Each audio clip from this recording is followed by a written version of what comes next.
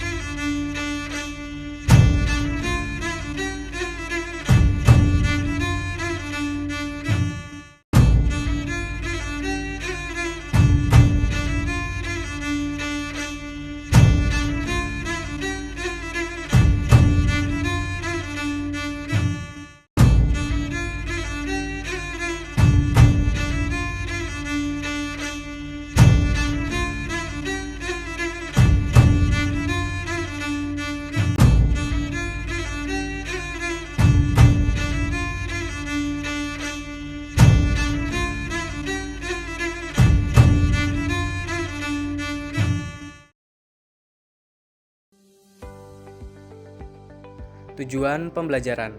Yang pertama, memahami definisi motivasi, kepuasan, dan kinerja. Kedua, memahami dan mempengaruhi motivasi pengikut. Ketiga, memahami hierarki kebutuhan Maslow. Bagaimana konteks mempengaruhi motivasi. Keempat, memahami orientasi pencapaian. Bagaimana kepribadian mempengaruhi motivasi. Kelima, memahami penetapan sasaran. Bagaimana target kinerja yang jelas mempengaruhi motivasi. Keenam, memahami pendekatan operan, bagaimana penghargaan dan hukuman mempengaruhi motivasi. Ketujuh, memahami pemberdayaan, bagaimana lintang pengambilan keputusan mempengaruhi motivasi. Kedelapan, memahami dan mempengaruhi kepuasan pengikut. Kesembilan, memahami global, segi, dan kepuasan hidup. Kesepuluh, memahami teori dua faktor Herzberg. Apakah pekerjaan yang bermakna membuat orang berbahagia? Memahami keadilan organisasi, apakah keadilan itu penting? Berikut hubungan kepemimpinan, kepuasan kerja, dan kinerja. Mendefinisikan motivasi, kepuasan, dan kinerja. Motivasi, kepuasan, dan kinerja tampak jelas berhubungan. Beberapa perilaku kepemimpinan seperti membangun hubungan atau pertimbangan dan menghasilkan pengikut yang lebih luas. Kebanyakan orang mungkin menganggap motivasi sebagai pilihan tentang apa yang kita lakukan dan seberapa besar usaha yang kita lakukan untuk melakukannya. Menyukai ciri dan tipe kepribadian, motivasi tidak dapat dipahami secara langsung. Itu harus disimpulkan dari perilaku. Kinerja di sisi lain berkaitan dengan perilaku yang diarahkan pada misi atau tujuan organisasi atau produk dan layanan yang dihasilkan dari perilaku tersebut. Penelitian juga menunjukkan bahwa orang-orang yang lebih puas dengan pekerjaan mereka lebih cenderung terlibat dalam perilaku kewarganegaraan organisasi. Penelitian juga menunjukkan bahwa orang-orang yang lebih puas dengan pekerjaan mereka lebih cenderung terlibat dalam perilaku kewarganegaraan organisasi. Perilaku yang tidak berhubungan langsung dengan pekerjaan seseorang tetapi bermanfaat bagi orang lain di tempat kerja. Perilaku kewarganegaraan organisasi menciptakan tempat kerja yang lebih mendukung.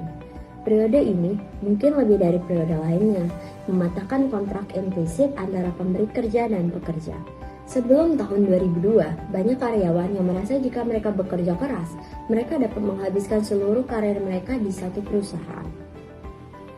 Saat ini, banyak pemimpin menghadapi tantangan ganda, yaitu harus mencapai tujuan tim yang semakin sulit dan jumlah pengikut yang tersedia semakin sedikit. Lakukan pekerjaan.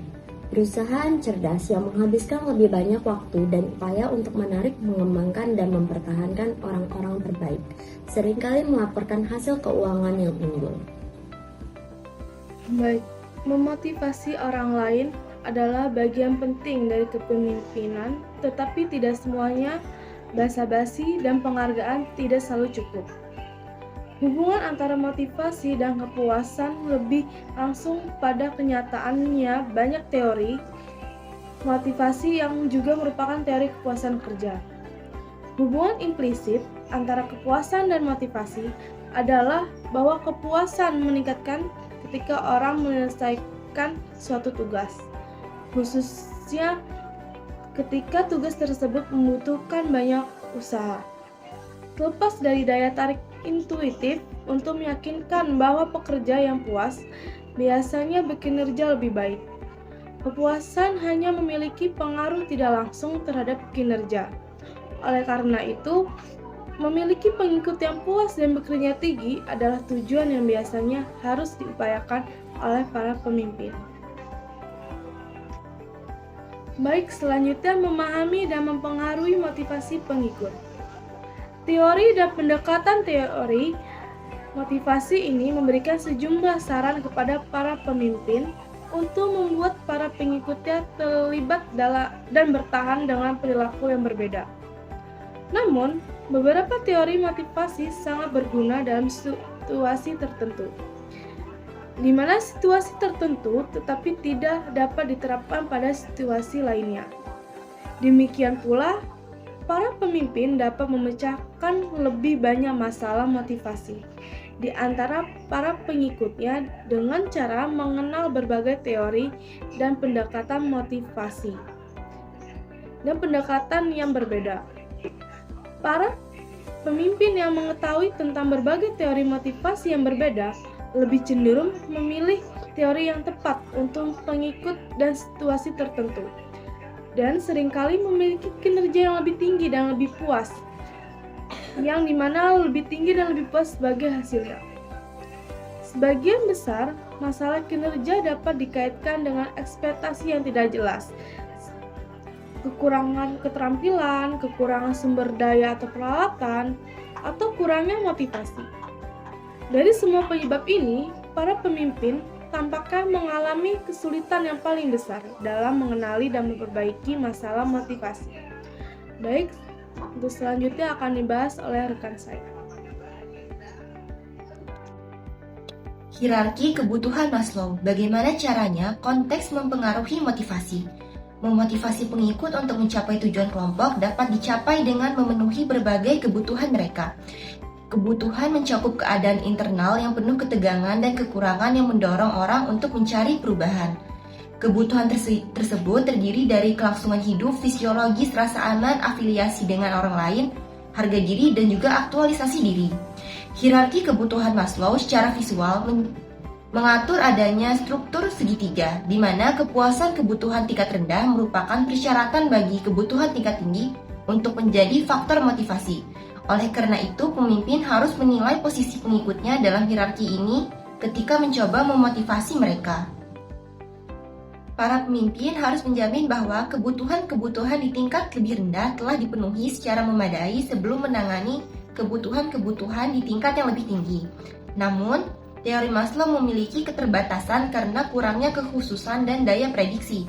Meskipun demikian, memiliki pemahaman umum tentang kebutuhan manusia ini sangat berharga bagi para pemimpin, karena mereka harus mengatasi bidang-bidang mendasar sebelum mengharapkan peningkatan upaya dari para pengikutnya dalam tugas yang berhubungan dengan pekerjaan.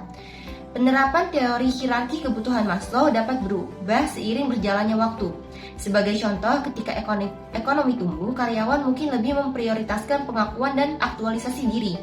Tetapi selama resesi, mereka mungkin beralih ke kebutuhan rasa aman. Ini mencerminkan bagaimana relevansi hierarki tersebut berubah pada masa krisis ekonomi. Individu seringkali memperpanjang jam kerja untuk menjaga pekerjaan mereka, bukan semata-mata mencari kepuasan atau memberikan kontribusi yang signifikan. Mereka yang menganggur cenderung lebih fokus pada memenuhi kebutuhan fisiologis dasar, seperti mencari makan. Dengan membaiknya kondisi ekonomi, muncul pertanyaan, apakah para pemimpin dapat mendorong individu untuk mengalihkan perhatian dari kebutuhan yang lebih rendah menuju harga diri dan aktualisasi diri? Kali ini kita akan membahas materi tentang kepribadian mempengaruhi motivasi. Beberapa orang secara alami lebih termotivasi atau memiliki semangat yang lebih besar daripada yang lain. Dan beberapa orang secara otomatis menempatkan upaya yang lebih tinggi untuk mencapai tujuan kelompok hanya karena mereka memang sudah tertanam. Tidak seperti teori Maslow yang menyatakan bahwa semua orang memiliki beberapa kebutuhan mendasar dan pendekatan motivasi. Untuk meningkatkan kinerja kelompok, para pemimpin harus memilih pengikut yang memiliki keterampilan yang tepat dan memiliki tingkat yang lebih tinggi dari sifat kepribadian yang disebut orientasi prestasi. Atkinson telah mengusulkan bahwa kecenderungan seseorang untuk mengarahkan upaya terhadap penyelesaian tugas Sebagian tergantung pada ketentuan motivasinya untuk mencapai kesuksesan atau seperti yang disebut Atkinson yaitu orientasi prestasi. Meskipun orientasi pencapaian sering dikaitkan dengan kinerja yang lebih tinggi, orang yang berprestasi tinggi dapat kehilangan semangat ketika menghadapi tugas yang tidak jelas atau tidak mungkin. Selanjutnya, kita akan membahas materi tentang target kinerja yang jelas mempengaruhi motivasi. Salah satu sistem motivasi formal yang paling dikenal dan paling mudah untuk digunakan dengan para pengikut adalah penetapan tujuan. Dari sudut pandang pemimpin, hal ini melibatkan penetapan target kinerja yang jelas dan kemudian membantu para pengikut membuat rencana sistematis untuk mencapainya. Secara garis besar, tujuan merupakan penentuan perilaku tugas yang paling kuat. Tujuan mengarahkan perhatian, membantu orang mengembangkan strategi untuk mencapainya, dan membantu orang terus mengarahkan upaya sampai tujuan tercapai. Penelitian menunjukkan bahwa para pemimpin dapat memotivasi para pengikutnya secara efektif dengan menetapkan tujuan yang cukup sulit dan mengakui pencapaian tujuan secara parsial. Harapan implisit dan eksplisit seorang pemimpin tentang pencapaian tujuan juga dapat mempengaruhi kinerja pengikut dan tim. Hasil ini menunjukkan bahwa para pemimpin yang ingin meningkatkan kinerja individu atau tim harus menetapkan tujuan yang tinggi, namun dapat dicapai dan menyatakan keyakinan dan dukungan bahwa para pengikutnya dapat menyelesaikan pekerjaan. Selanjutnya, kita akan membahas mengenai pendekatan operan, bagaimana penghargaan dan hukuman mempengaruhi motivasi. Pendekatan operan adalah teori psikologis yang memasangkan atau menghubungkan perilaku dengan konsekuensinya. Ketika diterapkan dalam lingkungan profesional, karyawan akan memperoleh imbalan atau insentif ketika mereka menunjukkan perilaku yang menguntungkan perusahaan atau menerima sebuah hukuman ketika perilaku mereka tidak produktif atau melanggar. Dalam menggunakan pendekatan operan untuk meningkatkan motivasi dan kinerja karyawannya membutuhkan beberapa langkah. Yang pertama, praktisi kepemimpinan harus jelas menentukan perilaku apa yang penting. Kedua, praktisi kepemimpinan perlu menentukan apakah perilaku tersebut saat ini dihukum, dihargai, atau diabaikan. Yang ketiga, praktisi kepemimpinan perlu mencari tahu apa yang para pengikut sebenarnya temukan sebagai penghargaan atau hukuman. Lalu yang keempat, praktisi kepemimpinan harus berhati-hati dalam menciptakan persepsi ketidaksetaraan saat mengelola imbalan yang disesuaikan secara individual. Yang kelima, praktisi kepemimpinan tidak boleh membatasi diri mereka untuk mengelola ganjaran atau hukuman yang disahkan secara organisasional. Berikutnya akan membahas mengenai manfaat pendekatan operan. Yang pertama, bisa meningkatkan perilaku positif. Dalam hal ini, penghargaan dapat digunakan untuk memperkuat perilaku positif seseorang, seperti memberikan pujian atau hadiah kepada karyawan yang berhasil menyelesaikan tugas dengan baik. Hal ini dapat meningkatkan motivasi karyawan untuk belajar lebih giat. Lalu yang kedua, bisa mengurangi perilaku negatif. Dalam hal ini, hukuman dapat digunakan untuk mengurangi perilaku negatif, seperti memberikan sanksi kepada karyawan yang melakukan pelanggaran. Hal ini dapat membuat karyawan lebih berhati-hati dalam bertindak. Yang ketiga, bisa meningkatkan efektivitas pembelajaran. Dengan menggunakan penghargaan dan hukuman, seseorang pemimpin itu dapat memperkuat perilaku yang diinginkan dan mengurangi perilaku yang tidak diinginkan. Hal ini dapat meningkatkan efektivitas dalam pekerjaan. Yang keempat, itu bisa meningkatkan kedisiplinan. Dengan adanya penghargaan dan hukuman, karyawan dapat lebih disiplin dalam menjalankan tugas dan kewajibannya. Yang kelima, itu bisa meningkatkan motivasi. Dengan adanya penghargaan, karyawan dapat merasa lebih dihargai dan bisa lebih termotivasi untuk belajar lebih giat lagi. Sedangkan dengan adanya hukuman, seorang karyawan dapat merasa terdorong untuk menghindari atau berhati-hati lagi dalam melakukan hal pekerjaan supaya tidak terjadi hal yang tidak diinginkan. Baik, slide selanjutnya itu pemberdayaan, bagaimana lintas pengambilan keputusan mempengaruhi motivasi. Beberapa orang percaya bahwa pemberdayaan adalah tentang mendelegasi dan akuntabilitas. Ini adalah proses top-down di mana para pemimpin senior mengartikulasikan visi dan tujuan spesifik, serta meminta tanggung jawab pengikutnya untuk mencapainya, yang berfokus pada pengambilan risiko, pertumbuhan, perubahan, kepercayaan, dan kepemilikan secara cerdas. Pengikut bertindak sebagai pengusaha dan pemilik yang mempertanyakan. Yang lain percaya bahwa pemberdayaan lebih merupakan pendekatan dari bawah ke atas atau bottom up yang berfokus pada pengambilan risiko, pertumbuhan, perubahan, kepercayaan, dan kepemilikan secara cerdas. Pengikut bertindak sebagai pengusaha dan pemilik yang mempertanyakan. Tidak diherankan jika karyawan yang tidak memiliki perlengkapan yang memadai dapat mengambil keputusan yang buruk dan tidak mendapat informasi yang memadai, dan para manajer cenderung percaya bahwa pemberdayaan bukanlah hal yang seharusnya dilakukan. Lalu slide selanjutnya, mengingat banyak karyawan yang bekerja lebih lama dari sebelumnya dan tuntutan pekerjaan berada pada titik tertinggi sepanjang masa. Pemberdayaan dapat membantu pengikutnya mendapatkan keadilan atas kehidupan mereka dan mengatasi stres dengan lebih baik. Meskipun pekerja yang diberdayakan mungkin mempunyai tuntutan pekerjaan yang sama tingginya dengan pekerja yang tidak diperdayakan. Pekerja yang diperdayakan akan memiliki lebih banyak pilihan mengenai bagaimana dan kapan memenuhi tuntutan tersebut, dengan demikian penderitaannya akan lebih sedikit. Karyawan yang diperdayakan mempunyai rasa penentu nasib sendiri. Mereka dapat membuat pilihan tentang apa yang mereka lakukan, bagaimana mereka melakukannya, dan kapan mereka perlu menyelesaikannya. Karyawan yang diperdayakan juga memiliki rasa kebermaknaan yang kuat.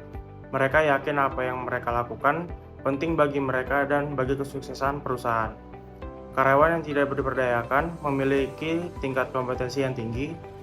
Mereka mengetahui apa yang mereka lakukan dan yakin bahwa mereka dapat menyelesaikan pekerjaannya. Terakhir, karyawan yang diperdayakan mempunyai dampak terhadap orang lain dan percaya bahwa mereka dapat mempunyai tim atau unit pekerja mereka, dan bahwa rekan kerja dan pemimpin akan mendengarkan ide-ide mereka. Singkatnya itu, karyawan yang diperdayakan memiliki keleluasan untuk mengambil keputusan, merasa nyaman dalam pengambilan keputusan tersebut, percaya bahwa apa yang mereka lakukan adalah penting, dan dipandang sebagai anggota tim yang berpengaruh. Karyawan yang tidak berdaya mungkin mempunyai sedikit kebebasan untuk mengambil keputusan. Mungkin mereka merasa tidak siap dan mungkin tidak ingin mengambil keputusan, dan mungkin mempunyai pengaruh yang kecil terhadap unit kerja mereka, bahkan jika mereka mempunyai ide-ide yang bagus. Slide selanjutnya, meskipun manfaat pemberdayaan yang memotivasi kadang-kadang tidak disadari, manfaat pemberdayaan dalam pembelajaran dan pengurangan stres lebih jelas, mengingat program pemberdayaan yang dirancang dan dilaksanakan dengan baik mencakup komponen pengembangan yang kuat. Manfaat utama dari program ini adalah membantu karyawan belajar lebih banyak tentang pekerjaan, perusahaan, dan industri mereka. Selain manfaat pembelajaran, program pemberdayaan yang dirancang dengan baik dapat membantu mengurangi kelelahan. Komponen-komponen ini dapat digunakan untuk menentukan apakah karyawan diberdayakan atau tidak, dan mencakup penentuan nasib sendiri, makna, kompetensi, dan pengaruh. Karyawan yang diberdayakan memiliki keleluasaan untuk mengambil keputusan, merasa nyaman dalam mengambil keputusan tersebut, percaya bahwa apa yang mereka lakukan adalah penting, dan dipandang sebagai anggota tim yang berpengaruh. Pemberdayaan dan pendekatan operan memberikan poin penting yang sering diabaikan oleh teori motivasi lainnya. Dengan mengubah situasi, pemimpin dapat meningkatkan motivasi kinerja dan kepuasan pengikut. Melakukan sesuatu dengan cara lama, relatif mudah pengikut mengetahui ekspektasi kinerja dan biasanya telah mengembangkan keterampilan yang diperlukan untuk mencapai hasil. Pengikut seringkali merasa bahwa melakukan sesuatu dengan cara baru membuat frustasi karena ekspektasinya mungkin tidak jelas dan mereka mungkin tidak memiliki keterampilan yang diperlukan. Keberhasilan transisi ke proses dan prosedur kerja baru akan berada di pundak para pemimpin. Slide selanjutnya, mungkin strategi terbaik bagi para pemimpin adalah bersikap fleksibel dalam jenis intervensi yang mereka pertimbangkan untuk mempengaruhi motivasi pengikutnya. Pemimpin yang dapat menilai posisi tim mereka saat ini dalam hierarki kebutuhan dan pengambilan tindakan juga memastikan bahwa kebutuhan tingkat rendah terpenuhi, sebagaimana kebutuhan, pemikiran, ciri-ciri, kepribadian, dan penghargaan kita dapat memotivasi kita untuk melakukan sesuatu yang berbeda. Emosi kita juga dapat mendorong kita untuk terlibat dan bertahan dalam aktivitas tertentu. praktisi kepemimpinan tidak boleh mengabaikan interaksi antara emosi dan motivasi. Dan semakin baik kemampuan mereka dalam mengatasi dan memanfaatkan emosi ketika melakukan perubahan, maka semakin besar pula keberhasilan mereka. Poin terakhir menyangkut hubungan antara motivasi dan kinerja. Banyak praktisi kepemimpinan yang menyamakan keduanya membuat pengikut mencurahkan lebih banyak waktu, energi, dan upaya pada perilaku tertentu tidak akan berhasil. Memahami dan mempengaruhi kepuasan pengikut. Seperti yang telah dinyatakan sebelumnya, kepuasan kerja berkaitan dengan sikap seseorang terhadap pekerjaan dan ada beberapa alasan praktis mengapa kepuasan kerja merupakan hal yang penting untuk dipikirkan oleh para pemimpin. Penelitian telah menunjukkan bahwa pekerjaan yang puas lebih mungkin untuk terus bekerja di sebuah organisasi. Pekerja yang tidak puas cenderung bersikap bermusuhan dalam hubungan mereka dengan pimpinan dan terlibat dalam berbagai perilaku kontraproduktif. Dengan demikian, kepuasan karyawan dapat memiliki dampak besar pada latar organisasi.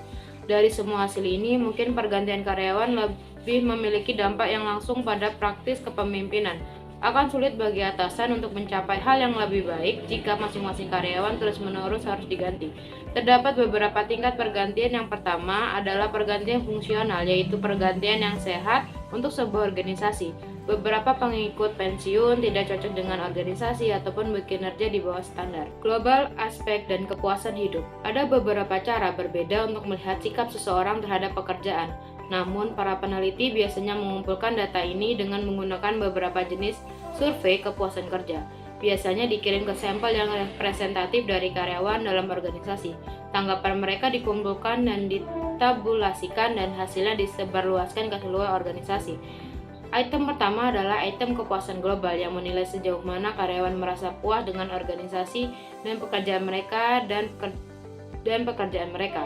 Item kedua sampai 7 adalah item kepuasan aspek yang menilai sejauh mana karyawan merasa puas dengan berbagai aspek pekerjaan seperti gaji, tunjangan, kebijakan promosi, jam, dan kondisi kerja, dan sejenisnya. Orang mungkin relatif puas secara keseluruhan tetapi masih tidak puas dengan aspek-aspek tertentu dari pekerjaan. Selanjutnya, efek hierarki. Secara umum, orang-orang dengan masa kerja yang lebih lama atau posisi yang lebih tinggi cenderung memiliki peringkat kepuasan global dan kepuasan yang lebih tinggi dibandingkan mereka yang baru atau lebih rendah dalam organisasi.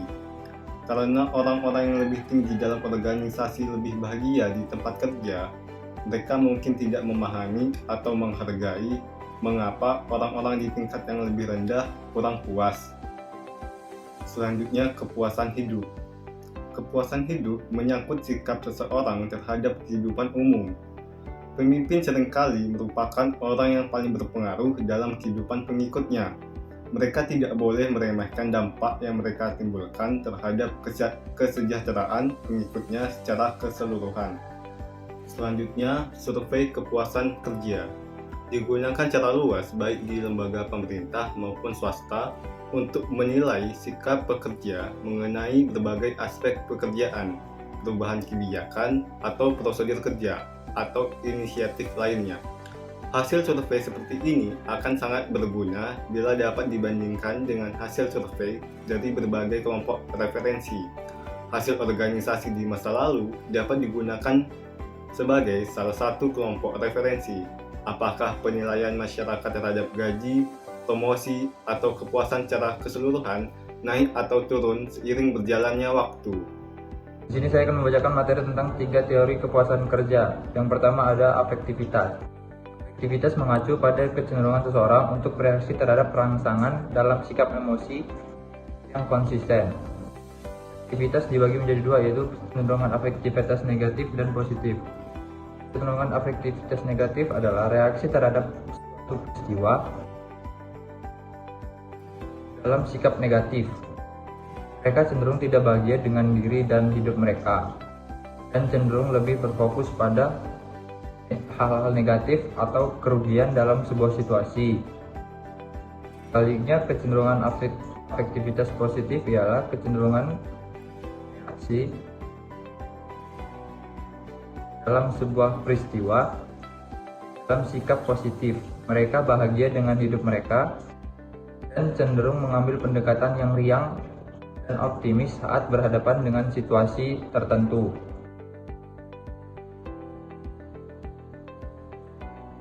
Lalu ada teori dua faktor Herzberg. Kunci meningkatkan tingkat kepuasan pengikut menurut teori dua faktor ini adalah dengan memenuhi faktor higien dan memaksimalkan motivator. Contohnya untuk seringkali memberikan penghargaan, tanggung jawab, dan kemungkinan kenaikan jabatan.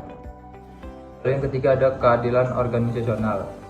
Keadilan organisasional adalah pendekatan kognitif yang didasarkan pada premis bahwa orang-orang diperlakukan secara tidak adil, menjadi kurang produktif, kurang puas, dan kurang berkomitmen pada organisasi mereka. Menurut Trevino, keadilan organisasional terdiri dari 3 komponen yang berhubungan. Yang pertama, keadilan interaksional, yang kedua, keadilan distributif, dan ketidakpuasan. Keadilan interaksional mencerminkan sejauh mana orang-orang diberikan informasi mengenai berbagai prosedur imbalan dan hukuman diperlakukan dengan hormat. Yang kedua ada keadilan distributif. Keadilan distributif adalah persepsi pengikut terhadap apakah level imbalan atau hukuman banding dengan kinerja atau kesalahan seseorang. Ketiga, ketidakpuasan. Ketidakpuasan terjadi saat pengikut percaya bahwa seseorang menerima terlalu banyak atau terlalu sedikit imbalan atau hukuman. Jadi, apa yang harus dilakukan pemimpin untuk meningkatkan kepuasan pengikut dan mengurangi pengunduran diri dengan menggunakan teori keadilan organisasional ini? Pemimpin yang ingin meningkatkan kepuasan kerja menggunakan pendekatan ini perlu mengubah sistem imbalan dan hukuman jika ia ingin memperbaiki tingkat kepuasan kerja dengan menggunakan teori keadilan organisasional. Sekian, terima kasih. Selanjutnya kita akan membahas tentang studi case. Studi case ini membahas tentang Initech melawan Coffee Bean. Bayangkan, Peter Gibbons, seorang pegawai dalam perusahaan karangan Initech Corporation Broad Film Office Space. Peter diminta menemui ahli efisiensi atau Bob dan Bob untuk membahas lingkungan kerjanya. Salah satu dari kedua, Bob, merasa penasaran dengan kecenderungan Peter bekerja buruk dan menanyakan mengenai kurangnya perhatian Peter terhadap kebijakan dan prosedur di kantor. Tampaknya Peter terlambat menyerahkan laporan TPS dan tanpa disertai lembar sampul seperti yang diminta. Peter berbicara, "Kau lihat, Bob, bukankah aku malas? Aku cuma tidak peduli." Bob menjawab, "Apa? Tidak peduli?" Peter menegaskan, "Ini masalah motivasi, kau tahu. Sekarang, jika aku bekerja keras dan Initech menjual beberapa unit lebih banyak, aku tidak memperoleh uang lebih banyak. Jadi di mana motivasinya? Dan ini hal lainnya, aku sekarang punya 8 atasan berbeda." Bob bertanya, "8?" Peter pun menjawab, 8, Bob. Jadi, saat aku membuat kesalahan, ada 8 orang berbeda yang memberitahuku tentang hal tersebut.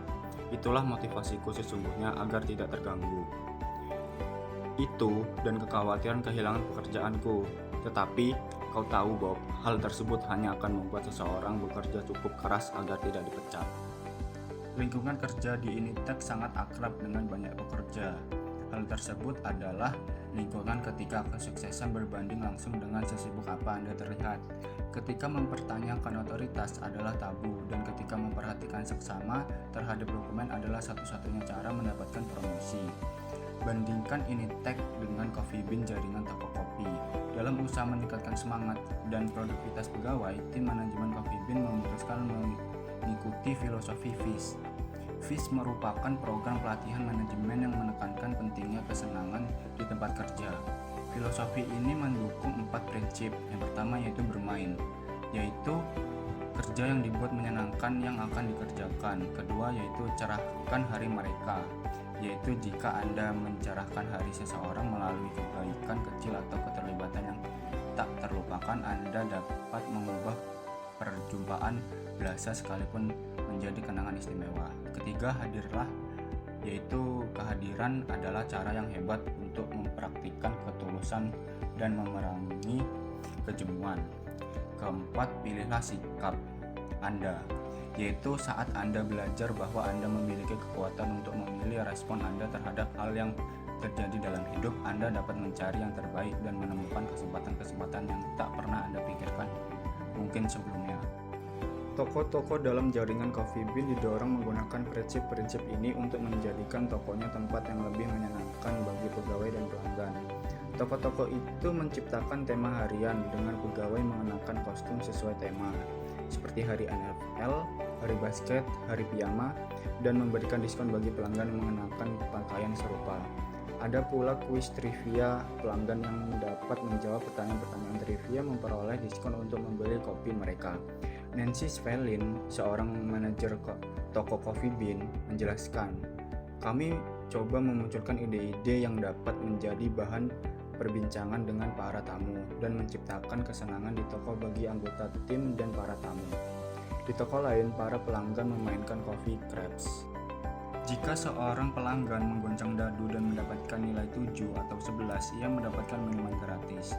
Beberapa toko menggunakan ide Fair Factor Free Days, yaitu jika toko menjual minuman hingga jumlah tertentu, salah satu barista akan melakukan aksi tertentu. Dalam satu kasus, sang barista memakan jangkrik.